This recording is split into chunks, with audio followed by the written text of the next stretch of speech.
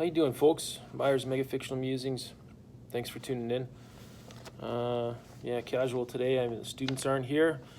I'm not sure where you are, but here in southern Alberta, we're in a pretty bad spot, it sounds like. With COVID, we've had new restrictions passed down. Everything's all closed up for the most part. Curfew in place, increased fines for people breaking the rules. So I've been informed we're one of the worst spots per capita, we're one of the worst spots in North America. So anyway, I've had a little bit more time in the afternoons here at work even to sneak in a little bit of reading, come in early every morning and still read. So I just thought I'd maybe catch everyone up with where I'm at, what I'm thinking a little bit. We'll have some musings about, I think, the recognitions I want to try and talk about. I'm not going to do a full-length review of that book as much as I loved it. So finished up the recognition. Sounds like we're going to have our second casual visit with our Gaddis 21 group read. Wonderful folks there. So I'm looking forward to that. I had 3 book meets in the last 4 nights, actually. I met with my colleagues here at school, the younger girls, and we discussed for just a short period of time Ruth Bader Ginsburg's biography-ish thing, which was interesting and good. I listened to an Audible, and she herself narrated some sections, so we had a nice little short discussion about that. Then I met online with some wonderful people again last night for a bit and chatted about many things. No agenda was there. And then I met with my 2 best friends and 2 brothers to talk about The Gargoyle. So I'll just say it again. This book here, I'm going through it, as I said, with them, and we met, and they're loving it. They really are loving it, and so we've had some good discussion about it. It's a phenomenal book. So we're going to meet again and talk about this later too. So it's been busy with the evenings and the book meets and what have you. Also exciting news while I'm thinking of it. We are putting in an offer on a new home with a pool and a hot tub. Permanent vacation back there. So we'll see what happens with that, but what I was going to say is when we were looking at the pictures, there's a massive built-in bookshelf right in the sunken living room. So naturally my endorphins and my dopamine just went straight to the brain, thinking of that. The top shelf, I would have to have a short little stepladder to even get on. It's pretty neat. So keep you posted there. We'll move everything, who knows. But my current read right now, I decided to just pick away at my unread shelf. I've got 70% of the books in there I haven't read. So I got this one for $2. I posted about this on Twitter and Instagram a little bit in my story. It's amazing so far. About halfway now, and I don't think this guy is still being published, or maybe he is, but I can find very little information on Michael Drinkard. But I picked it up, and it was a comparison to, Crying a Lot 49 is mentioned in there. It's absolutely postmodern story and themes to it. This is an orange grove. It's a generational story. It goes from a postmodern world and then it goes back 100 years to the great grandmother of the main character. It's really, really good. And it's pretty funny and sincere and believable and hard-hitting at times. Uniquely interesting, though. Adam Levin would be a comparable while I think of it. So anyway, this has been very, very good. I'll keep you posted on that. What else did I want to chat about? What I was going to say is that I couldn't get through The Dying Grass, my first William Vollmann. So I'm not sure what I was really thinking, because you absolutely need breaks in between these big books. I think somewhere in my brain I had thought, I'll just, peg them off one after the other and it's fine. I mean, why not?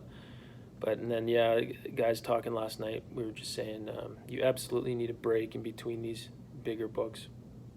Physically, as well as mentally, obviously, but So they're huge, and sometimes I need a break.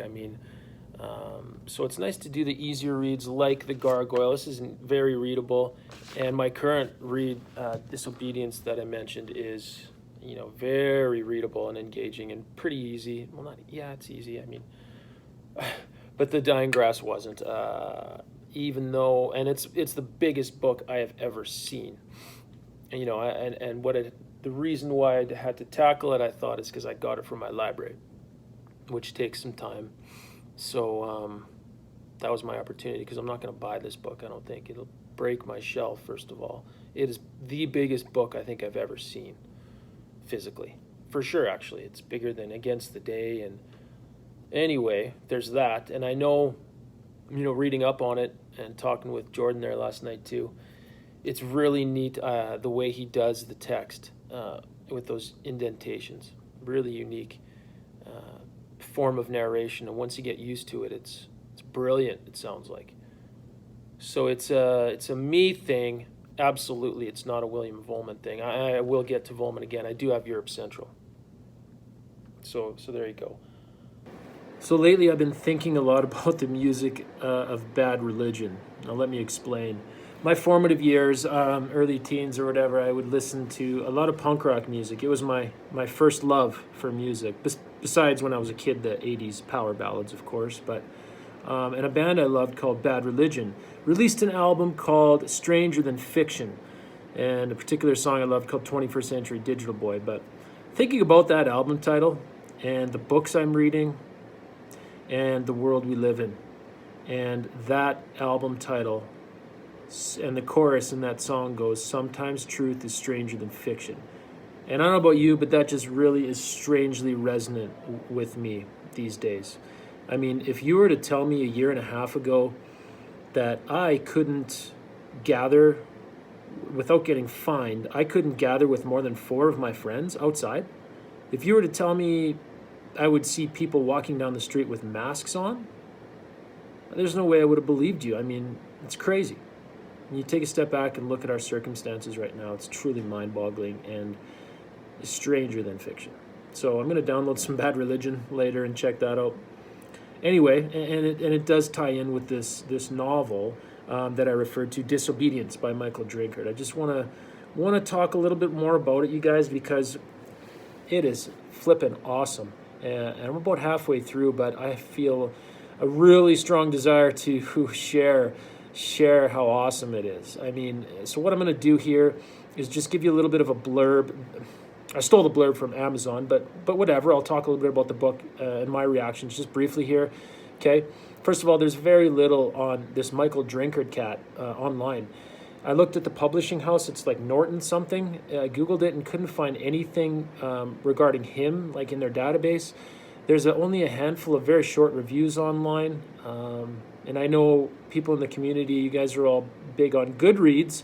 I myself I don't go on Goodreads, but there's 13 reviews, and only a few of them are like written, and there's like a couple of sentences long. So thankfully, I think I should be able to order his other books from Amazon. He's got a couple other titles that I will absolutely be seeking out. This man can write. My gosh. So this was published in 1993, and it is absolutely postmodern. And as I said, it oozes of Adam Levine type of world. So here's this Amazon blurb, you guys. And the other thing, sorry, before I start, is it's uniquely postmodern and engaging, but there's a tenderness and sincerity and humor that just totally pervades it, All right, so here's the Amazon blurb. Drinkard's Southern California is a semi-futuristic, Pynchonesque world where steaks are sprayed with carcinogen blockers and people meet through video party lines. His cartoonish, postmodern, multi-generational saga flips back and forth through time, from 1885, when Eliza Tibbets plants California's first navel oranges as a symbol of the fertility she so desperately wants, to the near future of her great-granddaughter's family. Maevie Tibbets, a spaced-out coven member and daughter of a notorious hardcore novelist, protects a family secret that will later feature in her disappearance or murder. Her husband, corporate climber Franklin Wells, seeks relief from the infotech age through surfing, sex, nature, and Girl Scout cookies. Meanwhile, their teenage son Aaron is suspected by the police of torching his high school. California seems like a rootless time warp where America constantly reinvents itself. Drinkard delivers a lyrical, devastatingly witty commentary on alienation in our increasingly irrational, violent world. So there you go. I mean, you can sense those parallels between, say, Bubblegum or Infinite Jest, for that matter, because there's elements of addiction that are touched upon here too. So here's another shorter synopsis. Story of an orange grove forms the backbone of this comic epic. Progressive Californian Eliza Tibbetts plants the orange grove in the 1880s.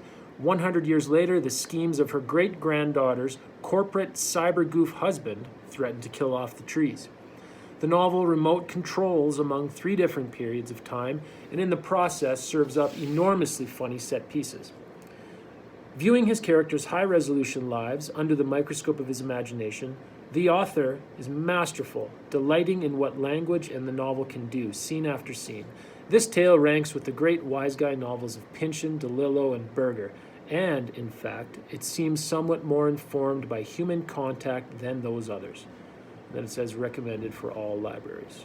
So there you go. Again, I mentioned that there really is a tenderness to this book that might not necessarily be in Against the Day or Gravity's Rainbow. Although I haven't read Mason and Dixon, because I've heard that one is quite a tender friendship story. Very exciting. Anywho, so yeah, this book's got very easy to follow, very engaging, an easy read. It's relatively average size book, 300, just over 300 pages, which for me these days is a small book. And it's quick, and it's super. So yeah, he separates these 3 very easy to identify narratives by a little remote control there. Such funny little tidbits, genuinely moving scenes, and this world, this strange world with, as mentioned, these carcinogen sprays you can put into your food. What else? There's something happening with the moon, and the president does these announcements about a weird cosmic event and satellites, and there's stuff about that is kind of unclear and vague, but very intriguing. It's just so good, you guys. Do try and find it, and please, for goodness sake, if anyone has read this or read any of his other stuff or even heard of him, please comment and let me know, and I want to engage in some dialogue. I really wanted to, read some specific sections from this to you, but I'm not comfortable with that. I don't like reading certain parts, so maybe I'll get better and do that in the future, but please just know that it's got so much to offer, and I'm so excited to finish this. I'll probably finish it in the next couple days, take my time with it, and who knows, maybe I will do a review at the end or whatever. So, all right. Okay, we're gonna try and muse a little bit on the recognitions, which is an instant top favorite, or a top 10 favorite for me, upon reflection, which happens often. I think about this book a lot. It had its difficulties, no doubt, at times, but incredibly rewarding and a joy to read often. So just think my own personal reaction. I think everyone's difficulties or struggles are very real, and I think people would be lying if they said it wasn't hard at times. But it's different for everyone, I think. And mine struggles might have come with, I guess, skimming over some of the references Gaddis makes, right? And with that being said, I did use Stephen Moore's online guide, which was indispensable and enhanced the reading, no doubt. But I would still really have enjoyed it without, I think. So I did, normally I did go into a lot of rabbit holes with some of the references, like, Father Guyon going on about Mithraism to his congregation, which was a lovely scene, So reading up about the cult of Mithraism, and they did call it a cult, I think, right? So very interesting history.